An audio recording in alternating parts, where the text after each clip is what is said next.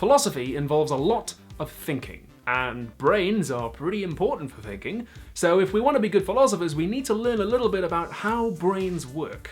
In his famous book, Thinking Fast and Slow, Nobel Prize-winning psychologist Daniel Kahnemann describes two systems in the brain, System 1 and System 2.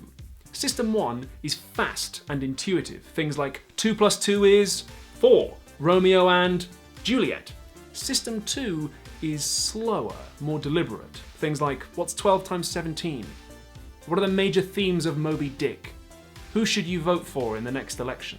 The two systems do not map onto actual brain structures. It's not like System 1 is the left hemisphere and System 2 is the right hemisphere, okay? That's not true. These are metaphorical characters in a story that explains how the brain works. Trouble is, System 2 is incredibly lazy, and whenever System 1 can jump in with a quick and easy answer, it will. Often, it will take a difficult question and substitute it for an easier one without us realizing. So for instance, should I eat this chocolate becomes, would I like this chocolate? Who should I vote for becomes, which politician do I like the sound of? Should I buy this product becomes, do I like this product? The easiest way to demonstrate System 1's activity is with a simple question. Consider this. Daniel is quiet, tidy, meek, neat, and organized. Is Daniel more likely to be a librarian or a farmer? Most people, when asked that, say that he's probably a librarian. But there are far more farmers in the world than librarians. So even if Daniel is all of those things, he's still much more likely to be a farmer. What's happened is that your brain has taken the original question, which requires you to retrieve statistics about farming and do some mental shuffling, and substituted it for an easier question. Does Daniel resemble a stereotype of a librarian? But in this case, not only is your answer based on a stereotype, it's also wrong. You can put your brain systems through their paces with a cognitive reflection test, or CRT. The CRT is composed of 3 questions which are designed to have an intuitive answer come to mind straight away, which is wrong. Things like, a bat and a ball together cost £1.10, the bat costs £1 more than the ball, how much does the ball cost? If you'd like to know more about the CRT or take it yourself, you can find some links in the doobly-doo. So why do we have two systems? If System 1 can lead us so easily into error, and not just small errors like getting the cost of the bat and ball wrong either, substituting questions can affect who you vote for, your political beliefs, negotiations, making war or peace. When it goes wrong, it can go seriously wrong. Well, the reason we have two systems is this. Glucose. Actually, this is sucrose, but sugar is the answer. Your brain runs on glucose. When System 2 is working, your heart rate increases, your pupils dilate, your muscles will tense, and your brain consumes more glucose. But human brains evolved in an environment where glucose was scarce, so they evolved to use as little of it as they could, whenever they could. When human brains were evolving, they didn't need to be perfect, they just needed to be close enough for rock and roll, and efficient and fast. Nowadays, things have changed. Glucose is no longer scarce, and we have much more complicated decisions to make than just, there's a tiger, run, but we're stuck with these outdated brains. The fact that our brains can be so rubbish sometimes produces some interesting phenomena, like the anchoring effect. If you ask people to produce a numerical estimate in answer to some question, like say, guess how many pennies are in the jar, their answer will be greatly affected by any random number you can put in their heads. Kahnemann describes an experiment where people were asked, how old was Gandhi when he died? The group that were first asked, was Gandhi over 114 when he died, gave on average much higher estimates than the control group. Interestingly, the anchoring effect still happens even when the number has nothing to do with anything. Kahnemann performed an experiment where he span a wheel of numbers which he had rigged to show either the number 10 or the number 65. He then asked participants to answer a question about the percentage of African nations in the UN. The group that was shown the number 65 gave on average much higher answers than the other groups. Even though the number 65 on a random spinning wheel had nothing to do with the percentage of African nations in the UN, their brain still uses it. System 1 hangs on to any random number and goes, here, use this. Obviously, this has massive implications for everything from bankers' bonuses to tuition fees to prison sentencing.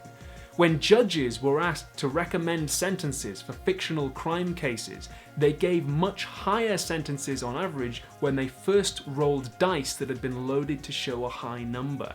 And if you set a cap on bankers' bonuses at, say, £2 million, the amount that gets given out in bonuses every year will increase.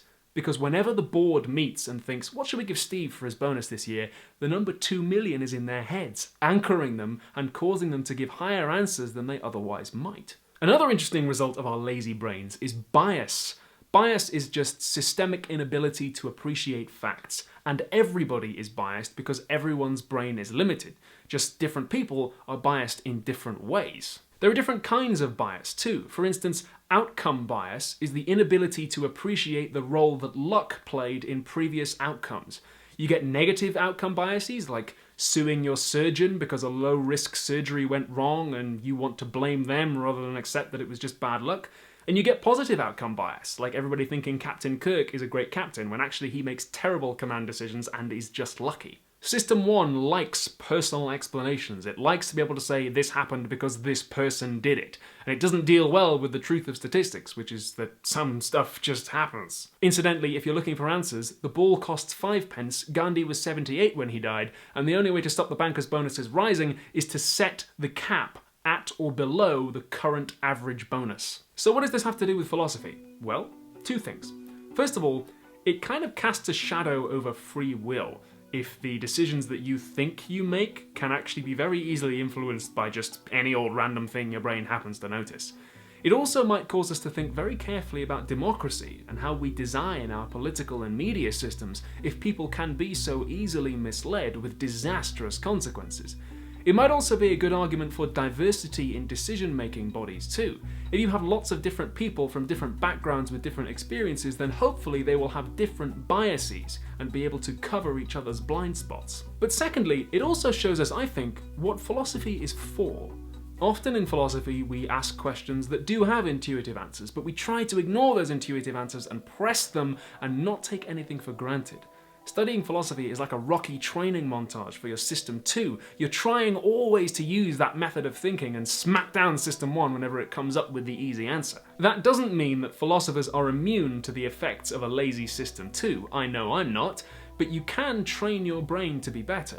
Earlier on I asked, what's 12 times 17? And probably some of you have done enough maths to instantly go 204.